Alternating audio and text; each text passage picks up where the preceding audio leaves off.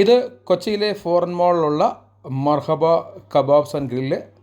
ഇവിടെ സിസിലറുണ്ട്, അതുപോലെ തന്നെ ലസ്സിയുണ്ട്, മന്തിയുണ്ട്, ബിരിയാണിയുണ്ട്, കബാബ്സ് ഉണ്ട്, ടിക്കയുണ്ട്, കൂടാതെ പ്ലാറ്ററുകളുമുണ്ട്. ഇത് മന്തിയാണ്. അടുത്ത് കാണുന്ന പ്ലാറ്ററുകളാണ്. സാധാരണഗതിയിൽ ആൾക്കാർ ചെയ്യുന്നത് താഴെ ലുലു ഹൈപ്പർ മാർക്കറ്റിൽ നിന്ന് ഫുഡ് വാങ്ങിച്ചുകൊണ്ട് വന്ന് മുകളിൽ നിന്ന് കഴിക്കുകയാണ് ചെയ്യുന്നത്. കൂടുതൽ എക്കണോമിക്കൽ അതാണ്.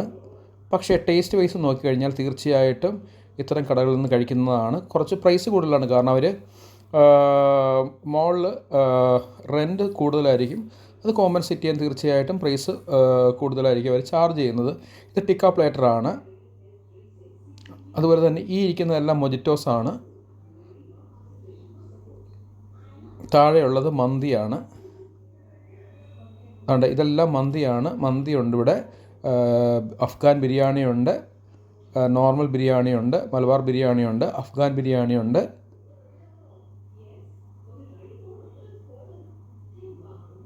ഇത് ചിക്കൻ ദം ബിരിയാണിയാണ്. അതുപോലെ മുട്ടയുള്ളത് അഫ്ഗാൻ ബിരിയാണിയാണ്. അതുപോലെ തന്നെ വേറൊരു കാര്യം എന്ന് പറഞ്ഞു കഴിഞ്ഞാൽ ഇത് ടിക്ക പ്ലേറ്ററാണ്.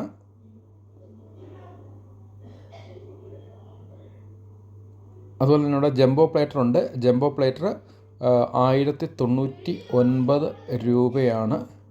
അതുപോലെ തന്നെ മിനി പ്ലേറ്ററുണ്ട്. ഇത് ഷെസ്ഫ്ലാൻ പ്ലേറ്ററാണ്. ഇതിൻ്റെ പ്രൈസ് 799 സാധാരണ അതിൽ നോൺ വെജ് പ്ലേറ്റർ സ്റ്റാർട്ട് ചെയ്യുന്ന എല്ലാം 599 രൂപയാണ്.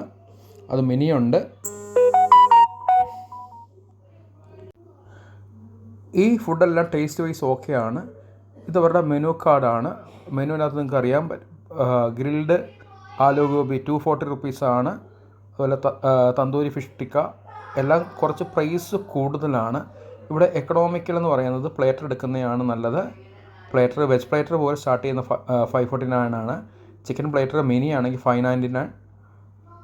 സോസി ഗ്രിൽഡ് പ്ലേറ്റർ 799.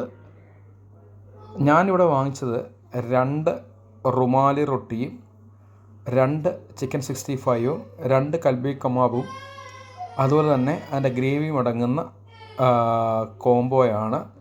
328 വിത്ത് GST 345 ആവും.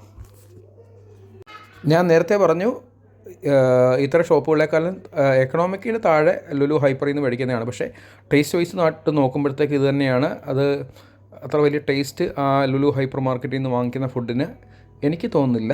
ഇതാണ് നമ്മൾ വാങ്ങിച്ച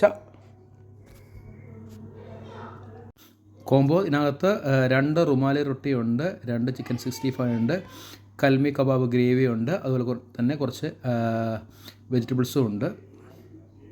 ഈ കോംബോയ്ക്കകത്ത് നമുക്ക് റുമാലി റൊട്ടിക്ക് പകരം പൊറോട്ട വേണമെങ്കിൽ സെലക്ട് ചെയ്യാവുന്നതാണ്.